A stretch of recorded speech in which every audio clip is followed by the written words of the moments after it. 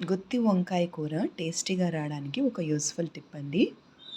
ఇందులో మనం గరం మసాలా, ధనియాల పొడి, మెంతులు, పచ్చిమిర్చి, ఎండుమిర్చి, వెల్లుల్లిపాయ, ఉల్లిపాయ, అల్లము, ఆవాలు, పల్లీలు వేయించాలండి.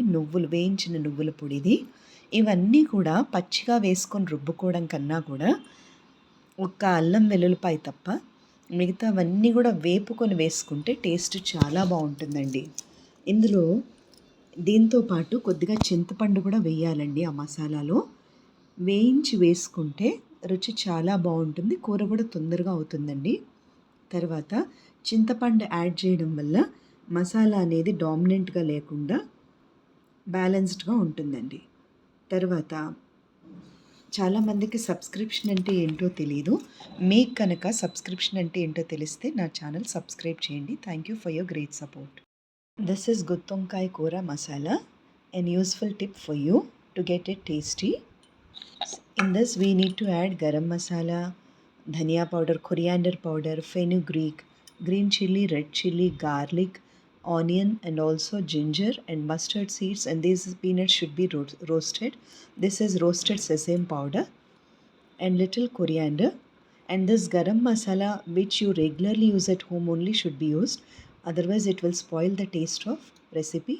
And tamarind 1 spoon is must, tamarind pulp or tamarind juice, and all these need to be fried in the peanut oil first, then only this masala should be stuffed in the brinjal. It will give an additional taste. If you grind everything at raw, they will spoil the taste. Onions should be roasted until they get brown color, and also peanuts should be roasted until they get brown color, or else they will spoil the taste of the food. Please subscribe my channel. గుత్తి వంకాయ కూర టేస్టీగా రావడానికి ఒక useful tip అండి. ఇందులో మనం గరం మసాలా, ధనియాల పొడి, మెంతులు, పచ్చిమిర్చి, ఎండుమిర్చి, వెల్లుల్లిపాయ, ఉల్లిపాయ, అల్లము, ఆవాలు, పల్లీలు వేయించాలండి. వేయించిన నువ్వుల పొడిది. ఇవన్నీ కూడా పచ్చిగా వేసుకొని రుబ్బుకోవడం కన్నా కూడా ఒక్క అల్లం వెల్లుల్లిపాయ తప్ప మిగతావన్నీ కూడా వేపుకొని వేసుకుంటే టేస్ట్ చాలా బాగుంటుందండి.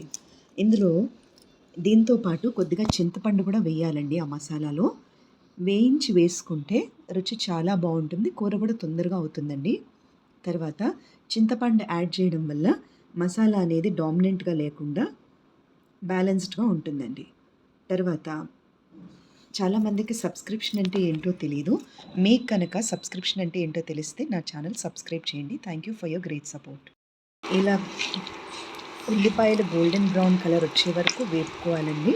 పల్లీలు కూడా బాగా వేగాలి, లేదంటే కూర పచ్చివాసన వస్తుంది. వేయించిన మసాలా చాలా టేస్టీగా ఉంటుంది పచ్చివాటి కన్నా.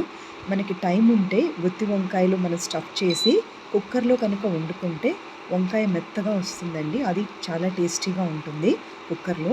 లేదు టైం లేదు అంటే ఈ వంకాయ ముక్కలు సన్నగా తరిగి ప్యాన్లో బాగా ఫ్రై చేసుకొని ఈ వేయించిన మసాలాతో మనం స్టఫ్ కనుక చేసుకుంటే తొందరగా కూడా అవుతుంది కర్రీ, అండ్ టేస్టీగా కూడా ఉంటుంది. ఎందుకంటే వంకాయలు ముందుగా వేపాం కాబట్టి, ఈ మసాలా కూడా వేపుకున్నాం కాబట్టి కూర తొందరగా అవుతుంది, రుచిగా కూడా ఉంటుంది. It is one useful tip for you.